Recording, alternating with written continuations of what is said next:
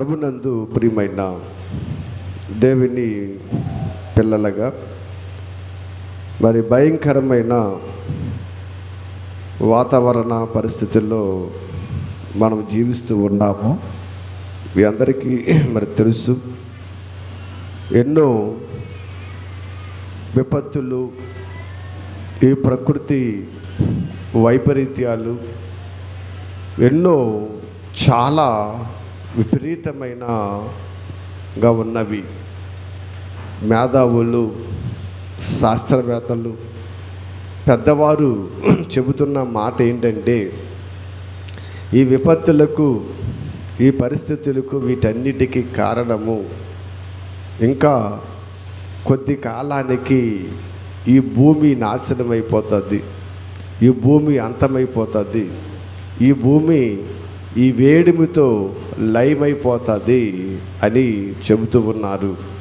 అది ఈరోజు కొన్ని వందల వేల సంవత్సరాల తర్వాత వీళ్ళు చెప్పవచ్చు, కానీ కొన్ని వందల వేల సంవత్సరాల క్రితమే బైబిల్ చెప్పింది ఈ భూమి శాశ్వతము కాదు అని, ఇది లయమైపోతుందని, ఇది నాశనమైపోతుందని, నిలువరమైన పట్టణము మనకు ఈ భూమి మీద లేదని, పరలోకమే శాశ్వతమని, పాపులకు నరకమే శాశ్వతమని పరిశుద్ధ గ్రంథములు దేవుడు కొన్ని వేల సంవత్సరాల క్రితమే దీనిని వ్రాయించాడు. కానీ మనుషులుగా నేటి కాలములో వాటిని విని ఆలోచించేటువంటి మరి జ్ఞానము కానీ, ఆలోచించేటువంటి పరిస్థితులు కానీ నేటి సమాజంలో కనుమరుగైపోయినవండి. ఎందుకంటే పరిస్థితులు బాగోలేదు. చాలా భయంకరమైన వాతావరణాలు, భయంకరమైన పరిస్థితులు, స్థితిగతులు ఎన్నో మరి ఈ ప్రపంచాన్ని చుట్టుముట్టినవి. ఒక పక్క వ్యాధులు, ఒక పక్క యుద్ధాలు, ఒక పక్క మరి ప్రకృతి వైపరీత్యాలు, ఇలా ఒకటే కాదండి, చెప్పుకుంటూ పోతే చాలా ఉన్నాయి. ఆలోచించండి, కొన్ని సముద్రాలే మాయమైపోతున్నాయి అంట అండి.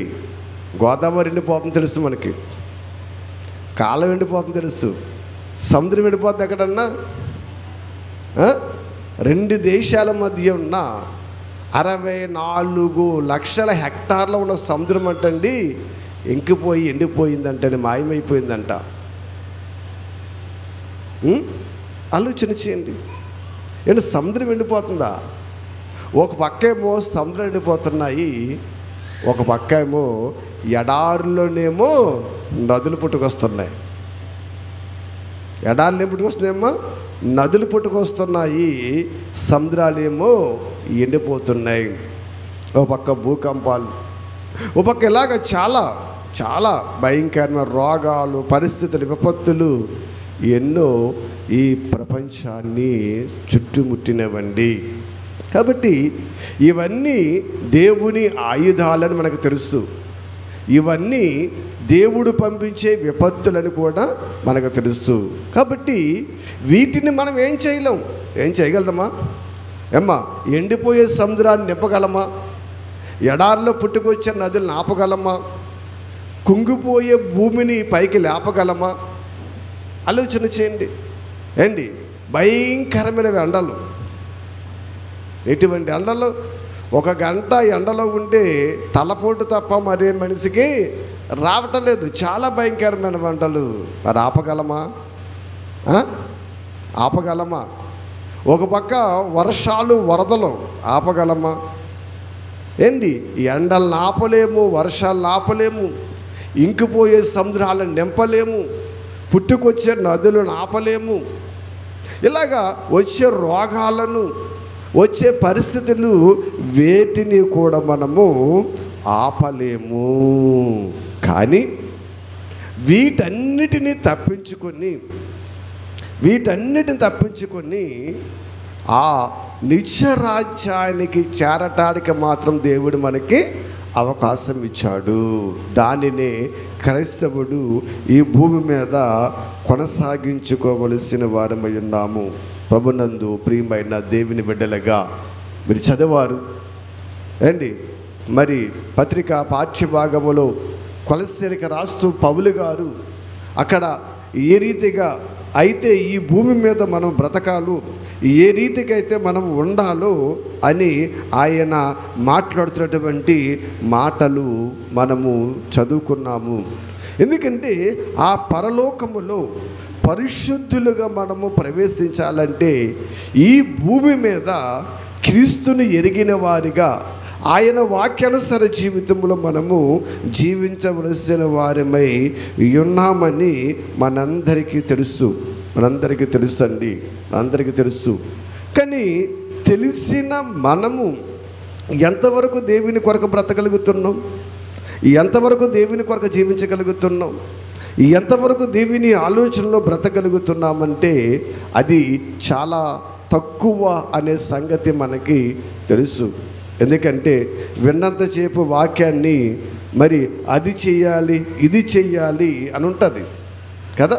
ఇప్పుడు సమాజంలోనండి మార్కెటింగు సంస్థలు ఉంటాయి, తెలుసు కదండి. మార్కెటింగ్ సంస్థలని వాళ్ళు మార్కెటింగ్ ఎలా చేయాలి కదా, సైను పద్ధతి అంటారు. ఒకరి తర్వాత ఒకరు చేర్చటము, ఇలాగ ప్రోడక్టులు అమ్మటము, ఇలాగ చాలా ఉంటాయి అండి. వాళ్ళు ఇలాగ సమాజాన్ని సమకూర్చి చక్కగా కూర్చోబెట్టి వాళ్ళు స్టేజీ మీద చెబుతారండి. నిజంగా వాళ్ళు చెబుతున్నప్పుడు దాని ద్వారా ఎంత డబ్బు సంపాదించవచ్చు, ఎలా సంపాదించవచ్చు, ఎలా బ్రతకొచ్చు అని అక్కడ చెప్పినంత సేపు కూడా విన్న వాళ్ళకి ఎలా కూడా తెలుసండి. మనమేమైనా ఇందులో చేరిపోవాలి, మనమేమి సరే ఈ బిజినెస్ మనం చేసేయాలి, మనమేమైనా సరే దీన్ని కొనసాగించేయాలి అనేటువంటి కసి మనలో వచ్చేస్తుందండి, అనేటువంటి పట్టుదల మనలో వచ్చేస్తుంది. వాళ్ళు చెప్పేవాళ్ళు కూడా అలాగే చెప్తారండి అండి. లాభము 100ల్లో చూపించరు, వేలలో చూపించరు, ఎక్కడ చూపిస్తారు, లక్షలలో కోట్లలో చూపిస్తారు.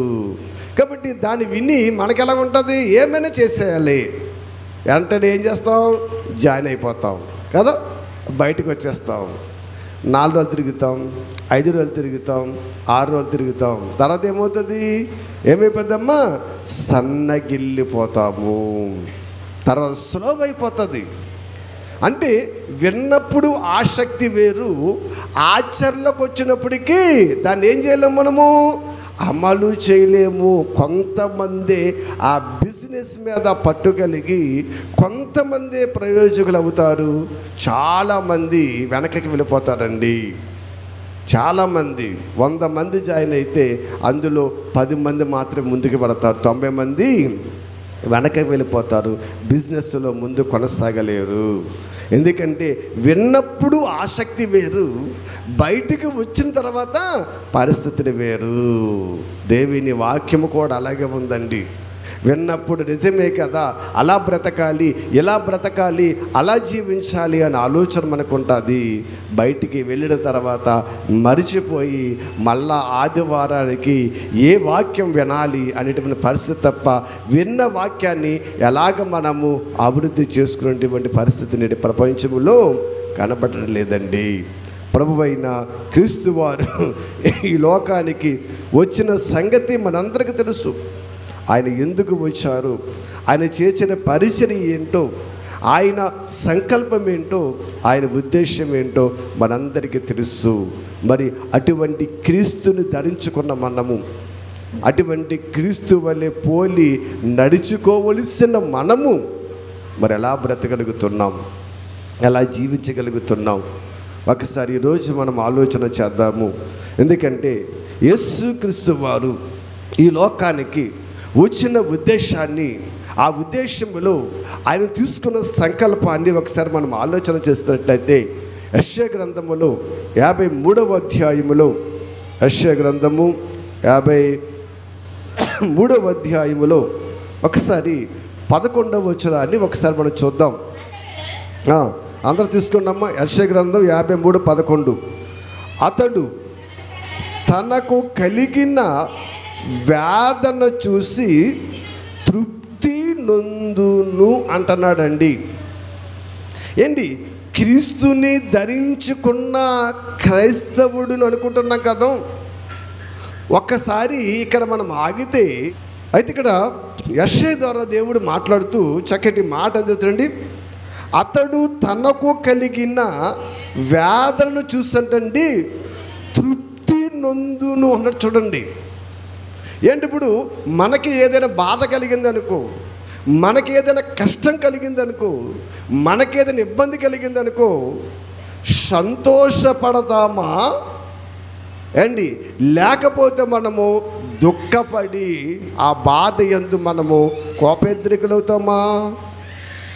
ఏమ్మా, మనకు కలిగిన బాధను బట్టి మనం ఏం పడతాం? సంతోషపడతామా?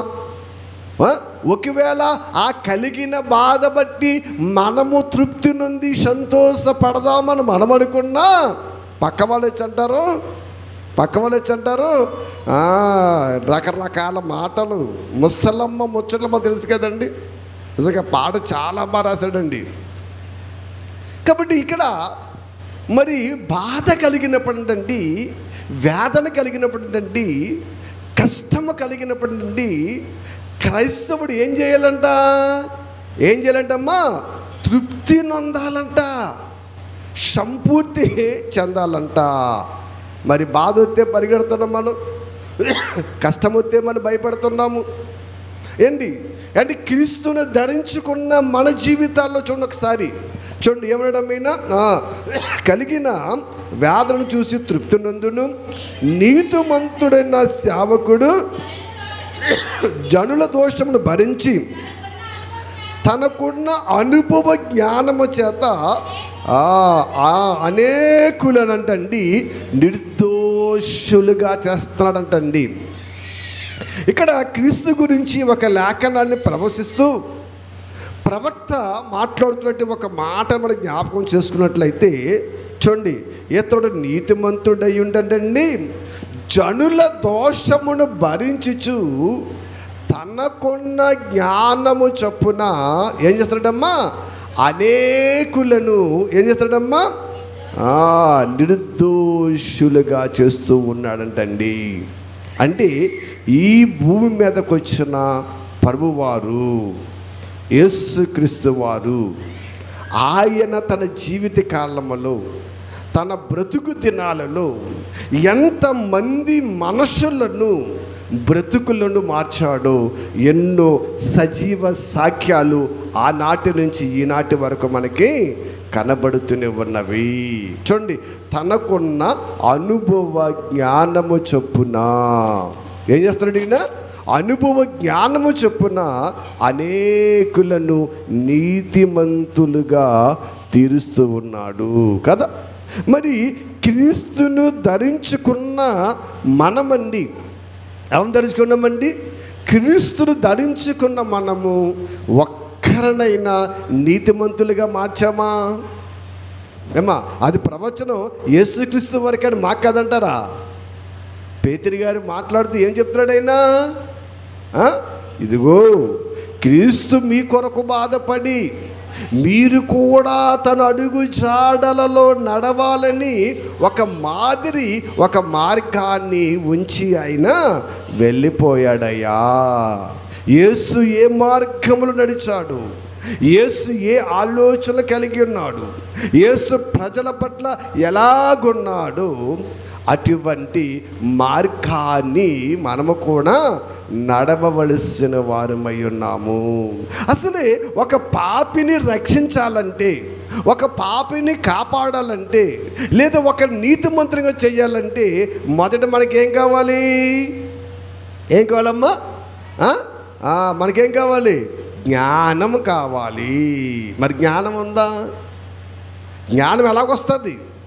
జ్ఞానం ఎక్కడ దొరుకుతుంది? రసంగా అంటున్నాడు, జ్ఞానము నివాసము చోటు ఏది?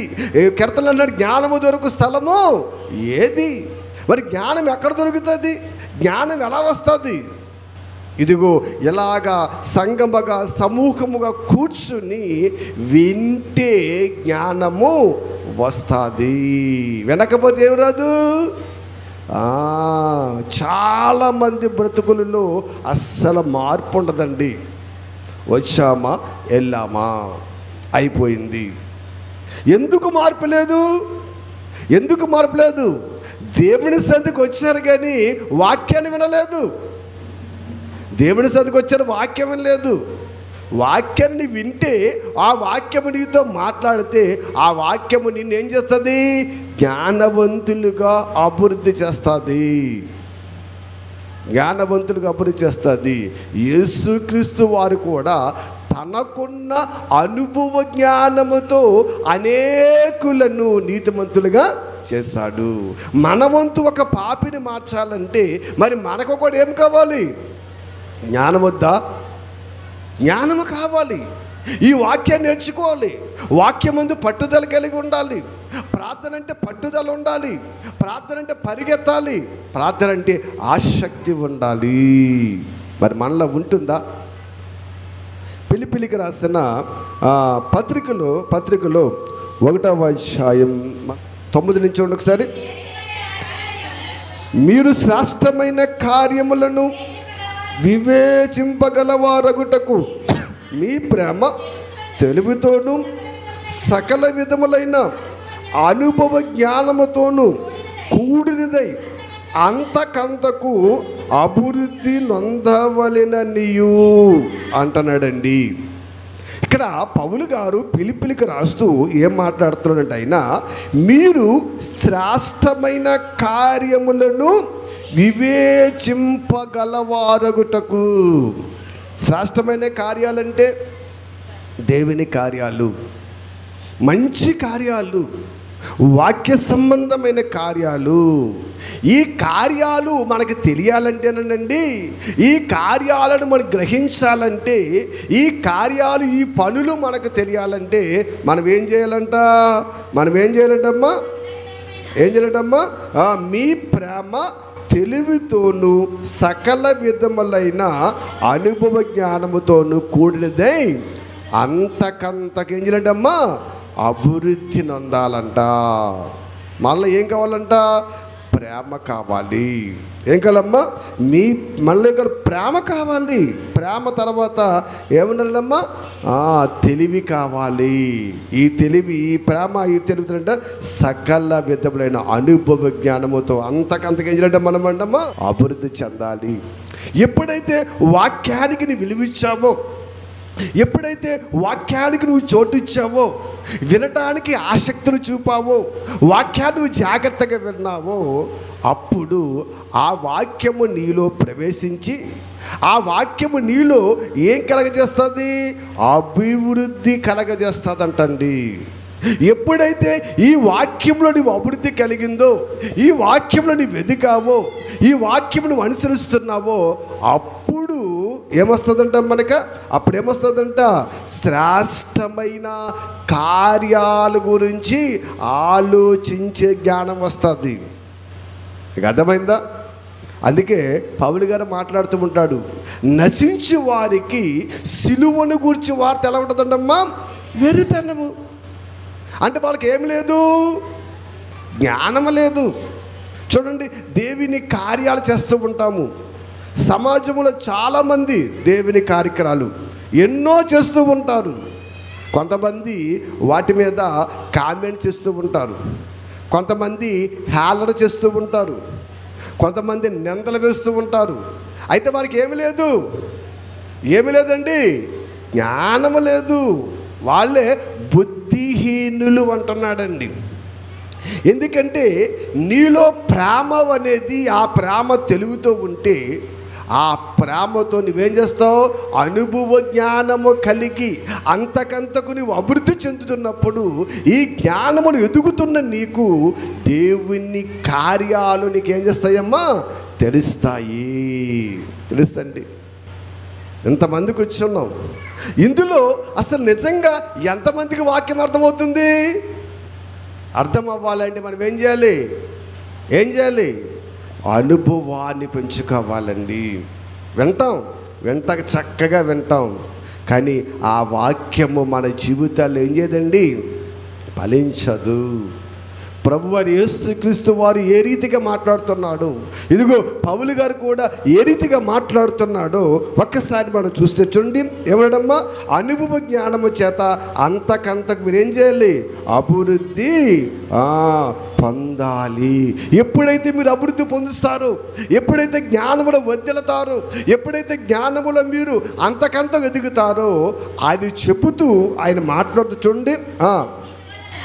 ఇందువలన దేవునికి మహిమయు స్తోత్రము కలిగినట్లు మీరు యేసుక్రీస్తు వలనైన నీతి ఫలములతో నిండుకొనిన వారై క్రీస్తు దినమునకు నిష్కపటులు నిర్దోషులను ఉండాలయా అంటున్నాడండి. ఇక్కడ పౌలు గారు మాట్లాడుతూ ఏం మాట్లాడుతున్నాడంటే, మీరు క్రీస్తు యేసు వలన నీతి ఫలములతో నిండుకొనిన వారై క్రీస్తు దినము.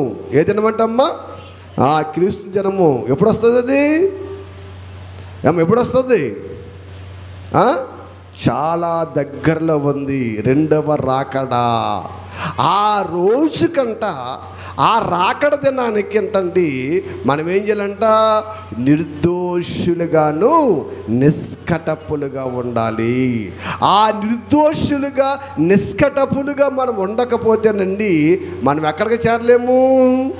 నిత్యరాజ్యానికి మనం వెళ్ళలేము, నరకానికి మనం జారిపోతాం. చూడండి, ప్రభువైన యేసుక్రీస్తు వారును దేవుడు ఎందుకు పంపాడని చెప్పాడు యెషయా గ్రంథంలో? ఎందుకు పంపని చెప్పాడమ్మా? వీరిని నీతిమంతులుగా నిర్దోషులుగా చేయడానికి పంపాడన్నాడు. మరి పౌలు గారు ఏం చెప్తున్నాడు? ఆ ప్రభువైన యేసుక్రీస్తును దేవుడు పంపిన ఆ సంకల్పములో మీరు చేరాలంటే మీరు కూడా నిర్దోషులుగా నిష్కటపులుగా ఉండాలి. నిర్దోషులుగా నిష్కపటులుగా ఉండాలంటే ఈ లోకములో వాక్యాన్ని మనము నేర్చుకోవాలి. ఈ వాక్యమందు తప్ప, ఈ వాక్యము తప్ప మనిషిని నీతిమంతునిగా చేసేది ఈ ప్రపంచంలో ఏదీ లేదు. ప్రభునందు ప్రియమైన దేవుని బిడ్డలుగా ఎన్నో యూనివర్సిటీలు ఉండొచ్చు, ఎన్నో ప్రయోగశాలలు ఉండొచ్చు, ఎన్నో సంస్థలు ఉండొచ్చు. ఇక్కడ సమాజంలో మనిషిని మనిషిగా బ్రతకమని, మనిషిని మంచిగా నిలబెట్టి మనిషిని నీతిమంతునిగా తీర్చేది ఇదిగో ఈ వాక్యము, ప్రభువైన యేసుక్రీస్తు వారు కాచిన రక్తము. ఆ రక్తములో మనం కడగబడాలి. ఎందుకంటే ఈ లోకములో అలాగా దేవుని పరిచయం చేయటములో, అలాగా దేవుని గురించి చెప్పటములో, అలాగా దేవుని గురించి మాట్లాడటములో లోకములో ఎన్నో నిందలు వస్తాయి, ఎన్నో అవమానాలు వస్తాయి. అని శుక్రవారం చెప్పారు దాసులు, విన్నారా? ఏమ్మా, ఇద్దరు ఫాస్టర్స్ని వాక్యం చెబుతుంటే వాళ్ళు ఏం చేస్తారు తెలుసండి? చాలా దారుణంగా కొట్టారు, బట్టలు చింపేశారు. ఏమ్మా, బట్టలు చింపేశారు, వాళ్ళు చాలా దారుణంగా కొట్టారు. వాళ్ళు ఇద్దరికి ఇంచుమించు మా వయసు ఉంటుంది, మా మీద పెద్ద విషయం ఉంటుంది అండి. వాళ్ళు దారుణంగా కొట్టేసి ఇష్టం వచ్చినట్టు మాట్లాడుతూ, ఇష్టం వచ్చినట్టు దూషించి నానా రకాలు చేస్తూ ఉన్నారండి. చాలా భయంకర పరిస్థితి. వాళ్ళే కాదు అండి, లోకములో చాలా దిక్కుల ఇటువంటి పరిస్థితులు సంభవిస్తూ ఉన్నాయి. ఇప్పుడు వాక్యము చెబుతాకి వెళ్ళారు కదా, వెళ్ళారు అని మరి వీళ్ళని కొట్టారని, వీళ్ళని తిట్టారని వీళ్ళు అక్కడ ఆగిపోయారు అనుకో, ఏమవుతుంది పరిచర్య? ఏమవుతుంది? ఆగిపోద్ది, అంతే కదా. ఇలా ప్రతి వాళ్ళను చూడండి. కొంతమంది చర్చికి బైబిల్ పట్టుకెళ్తా కూడా సిగ్గు, బైబిల్ చేతితో పట్టుకెళ్తా కూడా సిగ్గు కొంతమందికి అండి.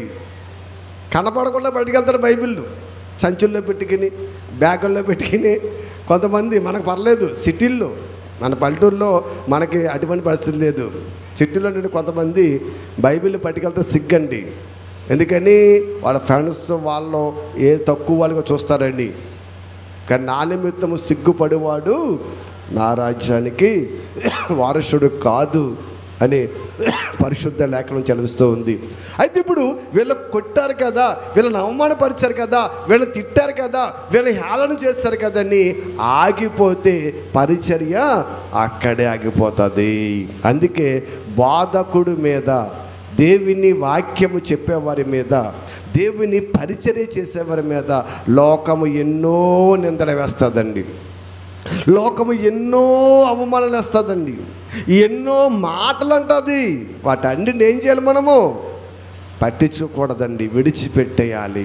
ఏమ్మా, లోకంలోనికి మన ఇంటికి అడుక్కునేవాడు వచ్చాడనుకోండి, అడుక్కునేవాడు ఊరిలోకి వెంట్రవగానే మొదలెడతా ఏంటయ్యి? కుక్కలు. బాగా చెప్తాం మనం. ఏమా, ఊళ్ళోకి ఎంట్రవగానే కుక్కలు మొదలెడతాయి మొరుగుతూ కదా. వాడిని ఎంట్రవ నువ్వు, వాడు ఎప్పుడైతే ఎంట్రవగానే మొదలెడతాయి, అయ్యి బాబు ఈ ఊళ్ళో కుక్కలు ఉన్నాయి, మొరుగుతున్నాయి అని వెళ్ళిపోయాడు. ఇంకో ఊరికి వెళ్ళాడు, ఆ ఊళ్ళో కుక్కలు ఉన్నవా? ఇంకో ఊరికి వెళ్ళాడు, ఆ ఊళ్ళో కుక్కలు ఉన్నవా? అసలు కుక్కలు లేని ఊరుందా? మరి ఏ ఊర్లో కట్టుబడుతుంది? అందుకే వాడు ఏం చేస్తాడంటే, కుక్కలను కొట్టుకుంటూ, కుక్కల అరుపులు లెక్క చేయకుండా, కుక్కల మాటలు వినకుండా ఏం చేస్తాడు? ఊళ్ళోకి ప్రవేశించి అడుక్కుని తన కడుపు నింపుకుంటాడు. లేకపోతే ఆ కుక్కలుగా భయపడ్డాడనుకో, ఆకలితో చచ్చిపోతాడు. ఆకలి చచ్చిపోతాడు. కుక్కలు లేని చోటు లేదు, మూర్ఖులు లేని సంఘము లేదు. ఉందా? మూర్ఖులు లేని సంఘము లేదు, కుక్కలు లేని చోటు లేదు. ఇలాగా ఎంతోమంది ఎన్నో విధాలుగా అంటారు. పరిచర్య మాత్రము ఆగకూడదు. దేవునిలో మీ రాక ఆగకూడదు, దేవునిలో మీ పాట ఆగకూడదు, దేవునిలో మీ ప్రార్థన ఆగకూడదు, దేవునిలో మీ వాక్యం ఆగకూడదు. పాట సరిగ్గా పాడలేదా? ఎవరో ఏమంటారు, నీకెందుకు? నీకు వచ్చిన గొంతుకుతో నువ్వు పాడుతున్నావు. వాళ్ళు అన్నారు నువ్వు పాట ఆపకు, చదివేటప్పుడు నత్తొచ్చింది, నీకెందుకు? దేవుడు చూసుకుంటాడు. వాళ్ళు నవ్వారని వాళ్ళకు, నీ చదువుని చదవాలి. సమాజము ఈవేళ ఇక్కడే ఆగిపోతుందండి. సమాజం ఇక్కడ ఆగిపోతుంది. వాళ్ళు నవ్వారని ప్రార్థన చేయడం మానేస్తున్నారు, వాళ్ళు నవ్వారని వాక్యం చెప్పడం మానేస్తున్నారు, పాట సరిగా పాడలేదని వారు హేళన చేస్తారని పాడతా మానేస్తున్నారు. ఇక్కడే ఆగిపోతున్నారు. అక్కడ ఆగిపోవటం వల్లే ఇవాళ క్రైస్తవ జీవితాలు ఎక్కడ వేసిన గొంగలగా అక్కడే ఉండిపోయారు తప్ప భక్తిలో, వాక్యములో అభివృద్ధి చెందలేకపోతున్నారు. ప్రభునందు ప్రియమైన దేవుని బిడ్డలుగా ఒకసారి సేవకుల గురించి మాట్లాడుతూ కీర్తన గ్రంథంలో కీర్తనకారుడు ఒక చక్కటి మాట రాస్తాడు. ఒకసారి తీయనివ్వండి. కీర్తన గ్రంథము 89వ అధ్యాయము చూడండి. అలాగా మీరు పాట పాడారని నవ్వారని మానేస్తే, ప్రార్థన చేస్తారని నవ్వారని మానేస్తే, ఎవరో ఏదో అన్నారని మీరు మానేస్తానంటండి, అది మీకు నష్టము. కానీ అలాగా అన్నవారు పరిస్థితిని ఇక్కడ కీర్తనకారుడు ఏం మాట్లాడుతాడో ఒకసారి మనం చూద్దాం. 89వ అధ్యాయము 50వ వచనం చూద్దాం. చూడండి, 57 చదువుతాం. ప్రభువా, నీ సేవకులకు వచ్చిన నిందను జ్ఞాపకము చేసుకోవయ్యా. బలవంతులైన జనులందరి చేత నా ఎదలో నేను భరించుచున్న నిందను జ్ఞాపకము చేసుకో అంటున్నాడండి భక్తుడు.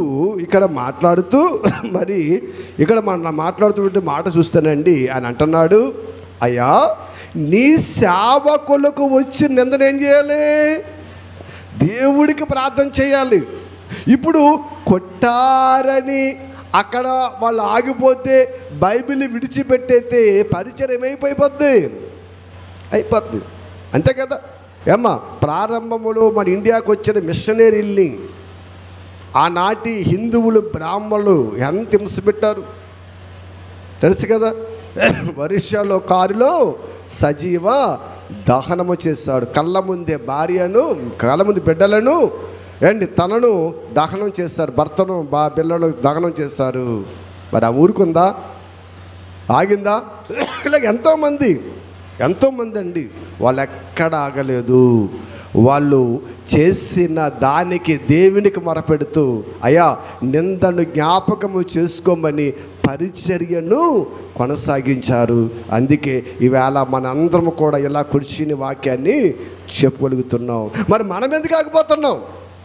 ఎవరో నవ్వారని ప్రార్థన ఎందుకు మానేస్తున్నాం? ఎవరో హేళన చేస్తారని పాట ఎందుకు మానేస్తున్నాం? ఎవరో ఏదో అన్నారని వాక్యం ఎందుకు చెబుతూ మానేస్తున్నావు? ఎందుకు మానేస్తున్నావు? అందుకే క్రైస్తవులు అక్కడికక్కడ ఆగిపోతున్నారండి. అటువంటి వాడి గురించి నేను మాట్లాడుతుండి, అయ్యా ఒక్కసారి నువ్వు జ్ఞాపకం చేసుకో, ఆ నిందను నా ఎదలో నేను ఏం చేస్తానమ్మా, ఏం చేస్తున్నాను, నా ఎదలో నేను భరించుచున్నాను. నిందేం చేయడమ్మా, హృదయములో ఉంచుకున్నాను, హృదయములో దాన్ని భరిస్తున్నాను, అంతే. నీకు మనవి చేస్తున్నాను, నువ్వు జ్ఞాపకం చేసుకో అనగానే 51 చూడండి. యెహోవా, అవి నీ శత్రువుడు చేసిన నిందలు, నీ అభిషక్తుని నడతల మీద వారు మోపుచున్న నిందలు అంటండి. అవి ఎవరు చేస్తారంట? మా నిందలు ఎవరు వేస్తారంట? శత్రువులు. శత్రువులు అంటే ఎవరు? అపవాది ఆలోచన కలిగిన వారు. అర్థమవుతుందా? ఎందుకంటే దేవుని ప్రేమ కలిగిన వారు నువ్వు నత్తిగా పాడినా పర్లేదమ్మా, ఇంకా బాగా పాడంటారు. నువ్వు ఎలా చెప్పినా ఇంకా చెప్పు, ఇంకా నేర్చుకుంటారు. కానీ దేవుని ప్రేమ లేని వారు ఏం తెలుసండి, హేళన చేసి వాళ్ళను కించపరిచి అవమానము చేస్తూ ఉంటారు. దాని గురించి ఆయన మాట్లాడుతున్న మాట, అయ్యా ఇవన్నీ కూడా నీ శత్రువులు చేసిన నిందలు కాబట్టి ఇవన్నీ కూడా అభిషక్తుని నడతల మీద మోపే నిందలు అంటండి. ఈ నిందలు ఎవరి మీద మోపుతారంటమ్మా? ఎవరు మోపుతారంట? అభిషక్తుడు అంటే ఎవరు? యేసుక్రీస్తు.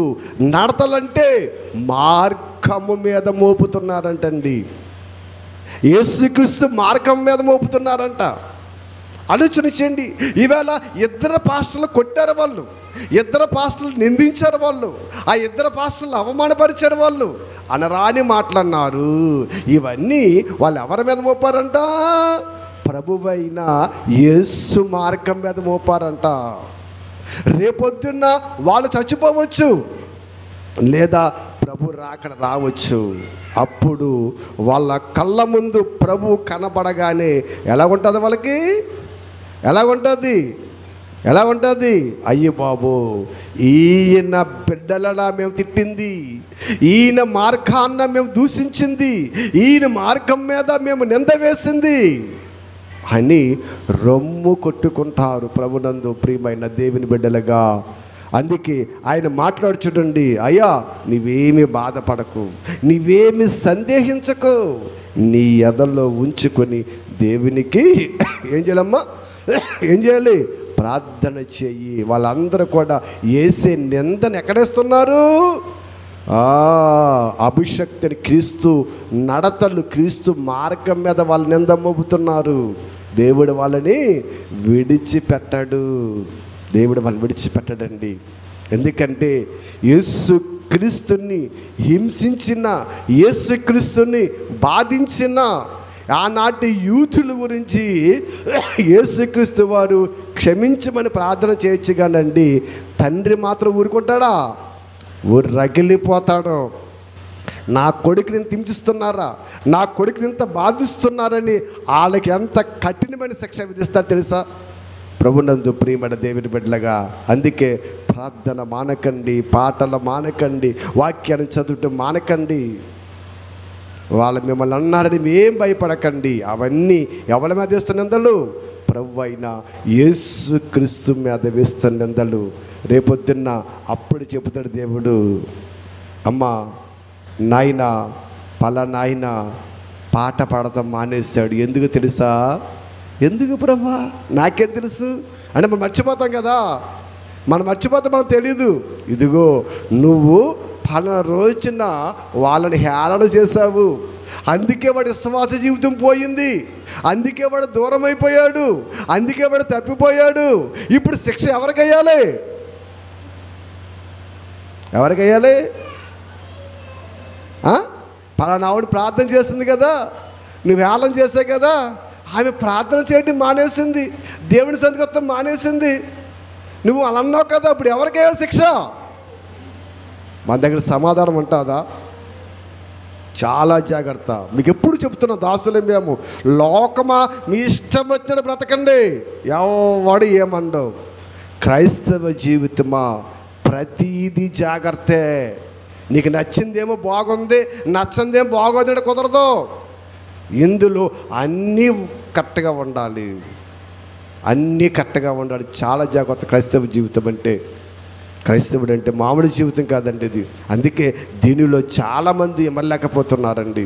ప్రేరిక అందరూ క్రైస్తవులే, పరలోకములు వెళ్ళేవారు చాలా తక్కువ మంది. చాలా కష్టమైన బ్రతికిది. ఎందుకంటే ఎంత కష్టం వెనుక ఏముందమ్మా, మహా సంతోషం ఉంది, యుగయుగాలు ఆనందం ఉంది. ప్రభునందు ప్రియమైన దేవుని బిడ్డలుగా ఆలోచన చేయండి. అందుకే ప్రభు అయిన యేసుక్రీస్తు వాడు మత్తస్సు నేను పరిచారము చేయడానికి వచ్చాను తప్ప పరిచారము చేయించుకోవటానికి నేను రాలేదు. మహానుభావుడు ఆయనే, జగత్ రక్షకుడు, లోకరక్షకుడు అయిన ఆయనే ప్రజల కొరకు పరిచారం చేయడానికి వచ్చి పరిచర్య చేసి అనేక మందిని ప్రభు దగ్గరికి నడిపిస్తే, మరి మనమేం పరిచర్య చేసి ప్రభు దగ్గరికి నడిపించగలుగుతున్నాం? మనమేమి పరిచర్య చేసి దేవునికి దగ్గర నడిపించగలుగుతున్నాం? సమాజాన్ని వదిలేయండి, సంఘాలు వదిలేయండి, కనీసం మన వంతు మన కుటుంబాలలో, మన బిడ్డలకు, మన భార్యలకు, మన తల్లులకు, మన భర్తలకు, మన వారికన్నా మనం చెప్పగలుగుతున్నామా? చెప్పాలి. చెప్పకపోతే చాలా ప్రమాదం. రేపొద్దున దేవుడు లెక్కడితే మన దగ్గర ఏముంది ఆలోచన చేయండి. అందుకే కొలస్సీలు రాసిన పత్రికలు పౌలు గారు మాట్లాడుతూ చక్కటి మాట ఒకటైన మాట్లాడుచూడండి. కొలస్సీలకు రాసిన పత్రిక 1వ అధ్యాయము 6వ వచనాన్ని ఒకసారి చూద్దాం. 6వ వచనం ఒకసారి. ఈ సువార్త సర్వలోకములో ఫలించుచు వ్యాపించుచున్నట్టుగా మీరు దేవుని కృపను గురించి విని సత్యము గ్రహించి నాటి నుండి మీలో సైతము ఫలించుచు వ్యాపించుచున్నదయా అన్నాడు కొలస్సీలో ఉన్న సంఘానికి. పౌలు గారు మాట్లాడుతూ ఈ సువార్త, ఈ రాజ్య సువార్త, ప్రభు అయిన యేసుక్రీస్తు పంచిన ప్రేమ, ఆ మార్గం అంటండి సర్వలోకములో ఫలించుచు వ్యాపించుచున్నట్టుగా మీరు కూడా ఏం చేయాలి? దేవుని కృపను గురించి విని సత్యమును గ్రహించి నాటి నుండి మీలో సైతము ఏమవ్వాలమ్మా? ఫలించాలి. ఆలోచన చేయండి. మీ పెరటలో, మీ దొడ్డులో వేసిన ఒక గులాబీ మొక్క గులాబీ పువ్వులు కాయకపోతే ఉంచుతారా? ఏంటి ఒక అట్టి చెట్టు అట్టికాయలు కాయకపోతే ఉంచుతారా? ఏంటి ఒక మామిడి చెట్టు మామిడికాయలు కాయకపోతే ఉంచుతారా? మీ పెరటలో వేసిన మొక్క కాయకపోతే మీరు ఎలా తీసి పడవేస్తారో, దేవుణ్ణిలో మీరు ఫలించకపోతే దేవుడు కూడా మనల్ని అలాగే తీసివేస్తాడు. అందుకంటండి ఫలించని ప్రతి తీగు వేరి చేయబడి అగ్నిలో పడవేయన్నాడండి అహంసవార్త 15వ అధ్యాయంలో. ఫలించని ప్రతి తీగను కూడా ఏం చేయాలమ్మా? తీసివేసి అగ్నిలో పడవే. ఫలించాలి. దేవుళ్ళో ఫలించండి, దేవుళ్ళు అభివృద్ధి చెందండి, దేవుని దగ్గర పరిగెత్తండి. ఎందుకు ఈ మాటలంటే చాలా భయంకరమైన దినాలలో మనం ఉన్నామండి, భయంకరమైన రోగాల్లో మనం ఉన్నామండి, చాలా భయంకరమైన పరిస్థితుల్లో మనం ఉన్నామండి. అందుకే 9వ వచనం కూడా చూడండి. అందుచేత ఈ సంగతి విని నాటి నుండి మేమును మీ నిమిత్తము ప్రార్థన చేయటం మానక మీరు సంపూర్ణ జ్ఞానమును ఆత్మ సంబంధమైన వివేకము గలవారగు ఆయన చిత్త ప్రకారం గ్రహించేవారై ప్రతి సత్కార్యములో సఫలమగుచు దేవుని విషయమైన జ్ఞానమందు అభివృద్ధి పొందొచ్చు అన్ని విషయములలో ప్రభువుని సంతోషపెట్టినట్లు ఆయనకు తగినట్లుగా నడుచుకొనవలెను అన్నాడండి పౌలు గారు ఇక్కడ. పౌలు గారు ఇక్కడ మాట్లాడుచోండి, ఏమన్నాడు చూడండి, ఇక్కడ మీరు సంపూర్ణమైన జ్ఞానమును ఆత్మ సంబంధమైన వివేకము గలవారగి ఆయన చిత్తము పూర్ణము గ్రహించిన వారై ప్రతి సత్కార్యములు సఫలమగుచు. దేవుని కార్యాలలో దేవుని వాక్యములు, దేవుని ప్రేమలో, ఆయన సన్నిధిలో మనం ఏం చేయాలమ్మా? అభివృద్ధి చెందాలి, ఫలించాలి. లోకములో ఫలించడం కాదండి, దేవునిలో ఫలించాలి, దేవుళ్ళు అభివృద్ధి చెందాలి. దేవుళ్ళు అభివృద్ధి చెందాలండి. ఫలించుచు ఏం చేయాలమ్మా? ఏం చేయాలి? దేవుని విషయమే జ్ఞానం అందు మనం ఏం చేయాలి? అభివృద్ధి పొందుచు అన్ని విషయాలలో మనం ఆయనను అన్ని విషయాలు. కానీ నేను క్రైస్తవం చేస్తండి, కొన్నే తీసుకుంటారు, అన్నీ తీసుకోరండి, కొన్నే. కానీ అన్ని విషయాలు, ప్రతి దానికి దేవుడి దగ్గర లెక్క చెప్పాలి. ప్రతి విషయానికి దేవునికి మనము సమాధానము చెప్పవలసిన వారమై ఉన్నాము. ప్రభునందు ప్రియమైన దేవుని బిడ్డలుగా మనం ఆలోచన చేస్తే, అభివృద్ధి చెందకపోతే, మనం ఫలించకపోతే, మన బ్రతుకులను మనము సత్యవాక్యమందు సఫలము చేసుకోకపోతేనండి చాలా భయంకరమైన ప్రమాదం ఉంది. భయంకరమైన పరిస్థితులు మన మధ్య ఉన్నవండి. చాలా జాగ్రత్తగా ఉండాలి. నిజంగా చాలా భయంకరమైన పరిస్థితులు అండి. నిజంగా హాస్పిటల్లో రోగులు పరిస్థితి ఇచ్చేదండి చాలా దారుణం. రకరకాల రోగాలు, రకరకాల పరిస్థితులు, ఎవరి బాధ వాళ్ళది, ఎవరి స్థితిగతులు వాళ్ళవండి. నిజంగా చాలా భయంకరమైన పరిస్థితుల్లో ఉన్నాం. ప్రభునందు ప్రియమైన దేవుని బిడ్డలుగా ఆలోచన చేయండి. నిన్న మొన్నటిదాకానండి అందరూ కూడా హార్ట్ అటాక్ అని భయపడ్డారు. ఇప్పుడు హార్ట్ అటాక్ కదండి, ఇప్పుడు బ్రెయిన్కి కొడుతుందంట. ఎంతమంది చూసినా బ్రెయిన్ కేసెట్లే. ఈ 4 రోజులు నేను హాస్పిటల్ ఉన్నప్పుడు అండి ఎంతమంది చూసినా ఈ బ్రెయిన్ కొట్టింది, బ్రెయిన్ ఆగిపోయింది. డైరెక్ట్గా ఇప్పుడు బ్రెయిన్కి కొడుతుందంట అండి. బీపీ, షుగరు, హార్ట్ కాదు. ఆలోచన చేయండి. చాలా రకరకాల రోగాలు. ఎందుకంటే హార్ట్ అనగానే మనం ఏం చేస్తాం? హార్ట్ చెకప్లకు వెళ్ళిపోయాం, ముందే చెకప్లు చేసుకుంటున్నాం. హార్ట్ అటాక్ వస్తుంది నాకు రాదా అని చాలామంది ముందు చెకప్లు చేసుకుంటున్నారు. నీ జాగ్రత్తలో నీవుంటే ఆయన రూల్స్ ఆయనకు ఉంటాయి. నాయన హార్ట్కి వెళ్ళే కదా, ఇప్పుడు బ్రెయిన్కి కడతానండి. బ్రెయిన్ కెట్టాడు. ఇప్పుడు బ్రెయిన్ స్ట్రోక్ వస్తుందని ఎలా తెలుస్తుంది? దానికి చెకప్ లేదంట. డాక్టర్ గారు అన్నారండి, బ్రెయిన్ స్ట్రోక్ వస్తుందని చెకప్ లేదంట. హార్ట్కి అయితే చెకప్ ఉందంట. హార్ట్కి అయితే వస్తాదని ముందు సూచనలు చెప్తాయంట. బ్రెయిన్కి అయితే డైరెక్ట్గా కొడతామేనంట అండి. తెలివితేటలు నీకు అనుకుంటున్నారా? నీకే ఇన్ని తెలివితేటలు ఉంటే నిన్ను సృష్టించిన వారికి ఇంకెన్ని తెలివితేటలు ఉంటాయి? ఆలోచన చేయండి. దేవుడు అంటే అమ్మాయికి అనుకుంటున్నారా? సమాజానికి దేవుడి గురించి తెలియదండి. దేవుడి భయం బొత్తిగా లేదు, దేవుడి భక్తి లేదండి. ఏదో అలవాటు, ఆచారము అయిపోయింది అంతే. ప్రభునందు ప్రేమ. అందుకే అన్ని విషయములలో ఎలా ఉండాలమ్మా? చాలా జాగ్రత్తగా ఉండాలి. క్రైస్తవుడు చాలా జాగ్రత్తగా ఉండాలి. యేసుక్రీస్తు అనేక మందిని నీతిమంతులుగా చేశాడంటే, అనేక మంది కొరకు ఆయన తన ప్రాణాన్ని క్రయధనముగా ఇచ్చాడంటే ఎలా బ్రతికాడు? ఆ మాటను నమ్మిన, ఆ మార్గాన్ని అనుసరించిన అపోస్తులు ఎలా బ్రతికారు? పౌలు ఎలా బ్రతికాడు? పౌలు శిష్యులు ఎలా బ్రతికారు? మొదటి కాల శతాబ్దం క్రైస్తవులు ఎలా బ్రతికారు? నేటి కాలంలో క్రైస్తవులు ఎలా బ్రతుకుతున్నారు? ఒకసారి ఆలోచన చేయండి. లోకము గురించి మనకు అక్కర్లేదు, మన గురించి మనం ఆలోచించుకోవాలి.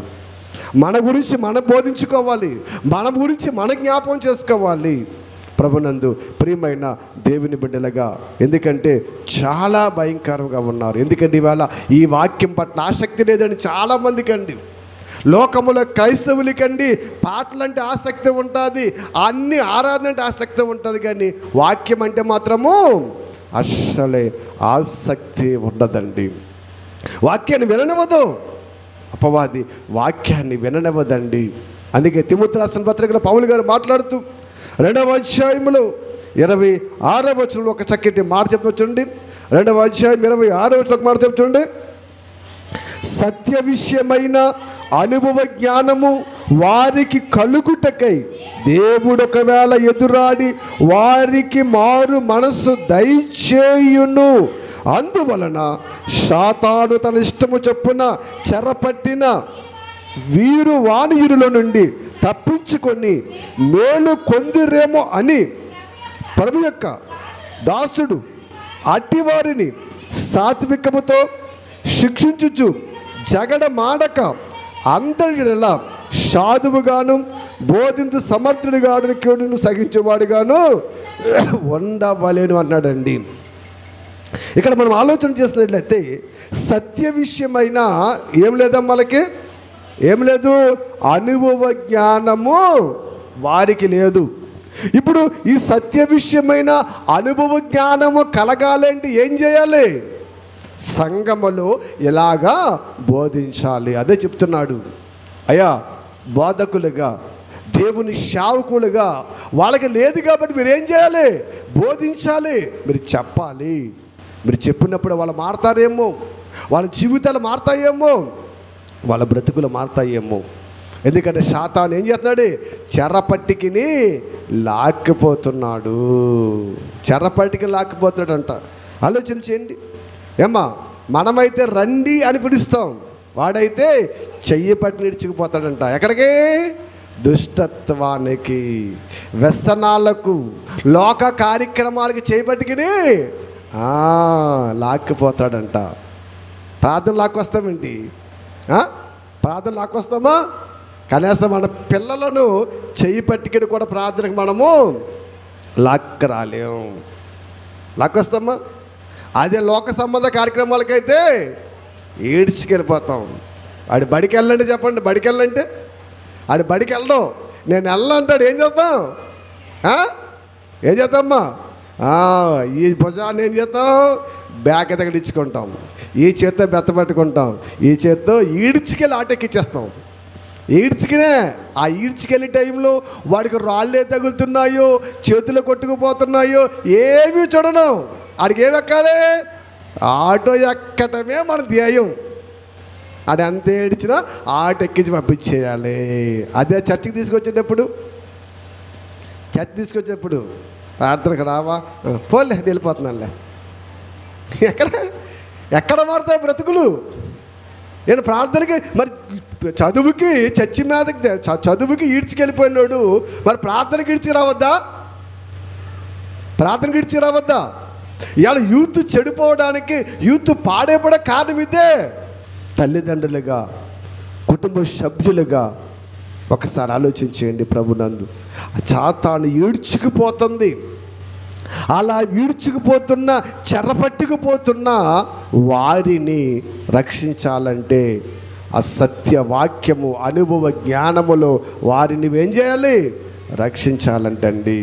రక్షించాలి. ఎక్కడున్నాడంట? ఎక్కడున్నాడంట? ఉరిలో ఉన్నాడంట. ఎక్కడున్నాడమ్మా? ఉరి. ఇప్పుడు ఈ ఉరిని మనం ఏం చేయాలి? ఉరి బిగించేసింది ఆల్రెడీ. పీక్కి ఉరిని బిగించేస్తుంది. ఈ ఉరిని ఏం చేయాలి ఇప్పుడు మనము? ఏం చేయాలండి? ఆ ఉరిని ఏం చేయాలంటండి? ఉరిని తెంపాలంట. ఉరిని తెంపి తీసుకురావాలంట. లేకపోతే వాడు రాడు. ఆ ఉరి తెంపకపోతే వాడే వస్తాలనుకుంటే మాత్రము ఎప్పటికీ దేవుడి సంధికి రాడు, అలాగే వెళ్ళిపోతాడు. చాలా భయంకరం. ప్రభునందు ప్రియమైన దేవుని బిడ్డలుగా మనం చూస్తారా, లంకల కోడేరులో ఏండి, లంకల కోడేరులో పెద్దపేటకు చెందిన మన బిడ్డలండి ఆగున్న లారీని కొట్టారు వెనకాలండి. ఆగున్న లారీని కొడితే నిజంగా వాళ్ళు ఎంత స్పీడ్గా వచ్చి కొట్టేది లేదండి. బండి అయితే ఇలా మెల్లడిపోయింది. ఆ కుర్రోడు మొత్తం పళ్ళన్నీ దవడ కూడా రాలి కింద పడిపోయింది. ఆన్ ది స్పాట్లో చచ్చిపోయాడు కుర్రాడండి. వెళ్ళి బండి కదండి, ఆగున్న లారీని కొట్టాడండి. ఒకడేమో హాస్పిటల్లోకి వెళ్ళి, కోమాలోకి వెళ్ళి చనిపోయాడు. ఇంతకీ ఏంటి కారణం? ఎందుకు గుద్దారంటే వాళ్ళు మద్యం మత్తులో ఉన్నారంట. ఈ మద్యం మత్తులో ఉన్నవాడికి లారీ ఆగుందో లేదో తెలీదు. వెళ్ళిపోతారంతే. చాలా భయంకరం. పొద్దుటే నిన్న 7 గంటలకే భీమానికి గుద్దేశాడు కూడా మనోడే. 7 గంటలకే మందు వేశాడు, పొద్దున 7 గంటలకే. ఆ గుద్దుడేమో ఎలకలగా పడిపోయాడు, బ్రెయిన్కి తగిలేసింది, ఐసీయూలో ఉన్నాడు. ఆలోచన చేయండి, 7 గంటలకే. ఇంతకే ఆడు అంటాడా, నేను తోతలేదన్ను, నువ్వు తోలుతున్నావు అని చెప్పి అన్నాడే. నేను దగ్గరికి వెళ్ళి ఏంటంటే లేదండి ఇతను మందేస్తున్నాడండి, అందుకే అతను మీద అర్థమన్నారు. చూసారా, ఈ వ్యసనాలు చాలా భయంకరంగా ఉన్నాయి. మత్తులో, మత్తు పానీయాల మత్తులో ఏం చేస్తున్నాము, ఎవరిని ఏమంటున్నాము, ఎవరికి ఏ పరిస్థితులు ఉన్నాయో చాలా భయంకరమండి. చాలా సందర్భాలు టీవీలో చూస్తాం మనం కదా, చాలా సందర్భాలు టీవీలో చూస్తాము. కూతుర్ని పాడు చేసిన తండ్రి ఎలా పాడు చేస్తాడు ఏమ్మా, మత్తులో భార్యో కూతురో కూడా వాడికి తెలియదు, తల్లో పిల్లో కూడా వాడికి తెలియదు. చాలా భయంకరమైన మత్తులో ఉన్నారండి, చాలా భయంకరము.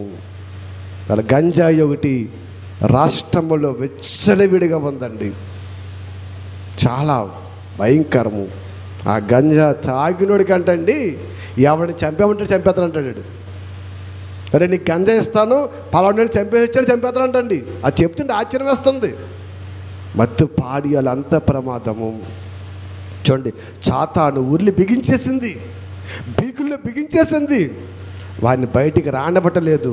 ఇవాళ ప్రపంచమంతా ఈ మత్తులో, ఈ మత్తి పానీయాల మత్తులోనే జోగుతూ ఉంది, కానీ దేవుని యొద్దకు మాత్రము రాలేకపోతుంది. ప్రభునందు ప్రియమైన దేవుని బిడ్డలుగా అటువంటి వారు ఒకవేళ మారతారేమో అని అంటండి, దేవుడు వారికి ఇస్తున్న అవకాశాన్ని బట్టి సత్య విషయమైన అనుభవ జ్ఞానము చొప్పున మీరేం చేయాలంట, వారితో మాట్లాడాలి, వారికి మీరు బోధించాలి, వారిని మీ యొద్దకు నడిపించాలి. ఎందుకంటే ఉరి నుంచి వాడికి వాడు రాడండి, ఉరి నుంచి వాడికి వాడు రాడు. వస్తాడా ఏమ్మా, చచ్చిపోతాకి ఊరేసుకున్న పేషెంటు ఊరిని తప్పించుకోగలడా? తప్పించుకోలేడు. ఆడ వల్ల కాదు. ఎవరు తప్పించాలి? పక్క వాళ్ళు వెళ్ళి ఆ ఊరిని కొయ్యాలి. ఉరి అంత ప్రమాదమా? అవును. ఒకసారి పరిశుద్ధ గ్రంథంలో చూద్దాం, చూడండి. ఒకసారి కీర్తన గ్రంథము ముగిస్తాను చివరగా. కీర్తన గ్రంథము 124వ అధ్యాయము, 124వ అధ్యాయము 7వ వచనం. పక్షి తప్పించుకున్నట్లు మన ప్రాణము వేటకాని ఉరుల నుండి తప్పించుకొని ఉన్నది, ఉరి తెంపబడిను, మనము తప్పించుకొని ఉన్నాము అంటున్నాడండి. ఇప్పుడు మనం తప్పించుకోవాలంటే ఉరేమవ్వాలి? ఉరేమవ్వాలి? తెంపాలి. ఎవరు తెంపుతారు మరి? ఎవరు తెంపుతారు? దేవుడే డైరెక్ట్గా వచ్చి తెంపుతాడుకున్నారా? దేవుడు డైరెక్ట్గా వచ్చి తెంపడండి. ఊరిలో ఉన్నవారు ఉరిని పక్కనున్న మనమే తెంపాలి. ఆలోచించండి. వేటగాడు పక్షికి వలకేశాడు, ఆ వలలో ఆ ఉరిలో వల పడిపోయింది, ఆ ఉరిలో పడి ఈ పక్షి గిడగలా కొట్టుకుంటుంది. ఇప్పుడు ఈ ఉరిలో నుంచి, ఈ పక్షి నుంచి ఎవరు తప్పించాలి? వేటగాడు తప్పిస్తాడా? ఆడు వచ్చి దాన్ని మెడ విరిసి బొట్లో వేసుకు వెళ్ళిపోతాడు. మరి ఎవరు తప్పించాలి? ఇదిగో చుట్టూ చూస్తున్న ఈ పక్షులు, ఆ పక్షులు వచ్చి ఆ ఉరిలో ఉన్న పక్షిని రక్షిస్తే, ఆ ఉరిని తెంపితే అది రక్షింపబడుతుంది, లేకపోతే వేటగాడి బొట్టల్లోకి అది వెళ్ళిపోతుంది. మనము కూడా మన చుట్టూ ఉన్న వారిని మన వంతు మనము ఆ భయంకరమైన ఉరి తెంపకపోతే, ఆ ఉరి తెంపేలాగా మీరు దేవుని మాటలు చెప్పి వారికి బుద్ధి చెప్పి దేవుని దగ్గరికి నడిపించకపోతే, ఇదిగో సాతాను తన ఊరిలో ఈడ్చుకుపోయి ఎక్కడ పడేస్తుంది? నరకానికి పడవేస్తుందండి. ఉరి తెంపబడాలి. వేసిన వాడు ఉరిని తెంపడు, కానీ తెంపే బాధ్యత ఎవరిది? మనదే. మనమే తెంపాలి. ఎలా తెంపాలి? ఇదిగో సత్యం గురించి చెప్పాలి, దేవుని గురించి చెప్పాలి, జరుగుతున్న విపత్తులు చెప్పాలి, రోగాలు చెప్పాలి, ప్రమాదాలు చెప్పాలి, సమాజాన్ని చూపించాలి, నష్టాలు చెప్పాలి, దేవుళ్ళో ఉంటే ఎలాగ బ్రతుకుతామో చెప్పాలి, దేవుళ్ళకి వస్తే ఎలా రక్షింపబడతామో చెప్పాలి. వాక్యం అంటే ఈ బైబిల్ పట్టుకుని ప్రకటించడమే కదండి. నోట నుండి వచ్చిన దేవుని మాట ఏదైనా ప్రకటనే. ప్రభునందు ప్రియమైన దేవుని బిడ్డలుగా చెప్పాలి. సమాజంలో దేవుని పట్ల భయభక్తులు లేని వారు ఎలా బ్రతుకుతున్నారు? ఇగో దేవుడు అంటే భయం ఉన్నవాడు ఎలా బ్రతుకుతున్నారు? వాళ్ళ సంసార జీవితం ఎలాగుంది? వీళ్ళ సంసార జీవితం ఎలాగుంది? చూపించిన సాక్ష్యాలు లేవా? బోలు సాక్ష్యాలు ఉన్నాయి. వాడి బ్రతుకు విధానం ఎలాగుంది? వీరి బ్రతుకు విధానం ఎలాగుంది? వాడి మాట తీరు ఎలాగుంది? వీళ్ళ మాట తీరు ఎలాగుంది? పెద్దల పట్ల వాడి గౌరవం ఎలాగుంది? వీళ్ళ గౌరవం ఎలాగుంది? బోలు సాక్ష్యాలు. ఇటువంటి సాక్ష్యాల ద్వారా ఆ ఉరిని మనం తెంపకపోతేనండి, ఉరిలో పడ్డవాడు తప్పించుకోవటము చాలా ప్రమాదం. ప్రభునందు ప్రియమైన దేవుని బిడ్డలుగా అందుకన్నాడు కీర్తనకారుడు, ఆ ఉరిని తెంపాలి నాయన, ఆ ఉరిని తెంపాలి. కానీ నేటి సమాజంలో ఉరిని తెంపే పరిస్థితి లేదండి. ఇంకా ఉచ్చుగా ఉరిని బిగించేసి మత్తుల్లోకి దింపేసేవారే, మాయలోకి నడిపించేసేవారే. వారి అవసరాల కొరకు, వారు ఉపయోగించుకుంట కొరకు, వారికి ఇష్టమైన రీతిగా వారిని మడుచుకోవడం కొరకు ఎంత లోకైనా మనుషులు దింపేసేవారే కనబడుతున్నాడు. కానీ ఆ ఉరిలో నుంచి లాగేవారు ఎవరున్నారు? ప్రభునందు ప్రియమైన దేవుని బిడ్డలుగా ఆలోచన చేయండి. ఏంటి సాతాను ఊరంటే ఆడేదో డైరెక్ట్గా వచ్చి పీకి కేసి తిరగకండి. ఈ లోకములో సత్యముని విడిచి తిరగటమే సాతాని ఉరి. లోక సంబంధమైన కార్యక్రమాలే సాతాను ఉరి, లోక సంబంధమైన పరిస్థితులే సాతాను ఉరి, దేవుని విడిచిపెట్టడమే సాతాను ఉరి, దుర్మార్గత, ఇలాగ ఎన్నో చెప్పుకుంటూ పాపము, ఇవన్నీ కూడా సాతాను ఉరి. ఇవాళ ప్రపంచంలో ఎక్కువ మంది రోజుకి ఎంతమంది చచ్చిపోతుందో తెలియదు కానండి, ఈ 4 హాస్పిటల్లో రోజు సాయంకాలం 2-3 చచ్చిపోయేవారండి. డైరీని రోజు ఆత్మాల ఏడుపులే, ఆత్మాల కేకలే. ఏంటంటే అన్నీ యాక్సిడెంట్ కేసులేనండి. ఒక్కడే సజీవంగా చచ్చిపోయిన కేసులు తక్కువ, అన్నీ యాక్సిడెంట్ కేసులే. ఆడ నడిచెల్లివాడిని గుద్దాడంట పాపం, నడిచెల్లివాడిని ఆడు ఫుల్గా తాగేసి అలా గుద్దేసి బండి లేపలేక ఈ బండిని కూడా ఆడి మీద పడాడంట పాపం. ఆడి చెవులంట ముక్కలు రక్తం వచ్చేసింది. హాస్పిటల్ తీసుకొచ్చారు. హాస్పిటల్ వ్యాపారం అనుకోండి కదా. ఆడు చచ్చిపోయాడురా బాబు అంటే ఇలా అంటలేదు. ఆడు చచ్చిపోయాడురా బాబు తీసుకెళ్ళకండి అంటే లేదు బతుకోడు అన్నారు. ₹1,00,000 లాగేశారు. లాగేసి మళ్ళీ తెలివిగా అంబులెన్స్ కట్టేసి కాకడ పంపుతున్నారు. వెళ్ళండి, నేను చెప్పాను ఆక్సిజన్ ఎంత ఉంటుందమ్మా? ఆక్సిజన్ ఎంత ఉంటుంది మనిషికి? బతుకున్న మనిషికి, ప్రాణమైన మనిషికి ఎంత ఉండాలి? 92 నుంచి 98 దాకా ఉండాలి. ఇది కూడా ఏం చేస్తారంటే కొట్టుకోవాలి. ఎప్పుడు కూడా మనిషిని మీరు చూడండి, ఆక్సిజన్ పెడతారు, పేషెంట్ బతుకోడండి ఆక్సిజన్ పెట్టమంటారు. లోపలికి వెళ్ళినప్పుడు అప్పుడు ఏం చేయాలి? ఆక్సిజన్ 92 నుంచి పైకి కిందకి ఏం చేయాలండి? తగ్గుతూ పెరుగుతూ ఉండాలి. ఈ చచ్చిపోడికి ఆక్సిజన్ చేస్తే 100 పెరగట్లేదు, తరగట్లేదు. 100 ఆక్సిజన్ పెరగలేదు, తగ్గట్లేదు, అలా ఉండిపోయింది అంతే. నేను అన్నాడు, మరి 100 ఆక్సిజన్ ఉందా, చచ్చిపోయాడు రా బాబు. కనీసం ఊపిరి ఆడినప్పుడు ఆక్సిజన్ ఏం చేద్దే? అప్ అండ్ డౌన్ అవ్వాలి. అమాయకులు జనం మత్తు తెలియదండి. ప్రపంచంలో ఇలా చాలా మోసాలు ఉన్నాయి. ఎందుకంటే చెప్పినా వినరు, వైద్యులు చెప్పినా వినరు, వాక్యంలో చెప్పినా వినరు, సమాజంలో చెప్పినా వినరు. మూర్ఖులు, చాలా మూర్ఖులండి. పాపం 2 పెద్దలు వచ్చారు, వాళ్ళు చెప్పారు, నిజమేనండి అయ్యగారు మీరు చచ్చిపెట్టండి అతను అంటే. ఆడవిడ అంటుంది, బాబోయ్ ఎంత డబ్బైనా పర్లేదు మా ఆయన బ్రతకాలి. మా ఆవిడ ప్రేమ ఆవిడది.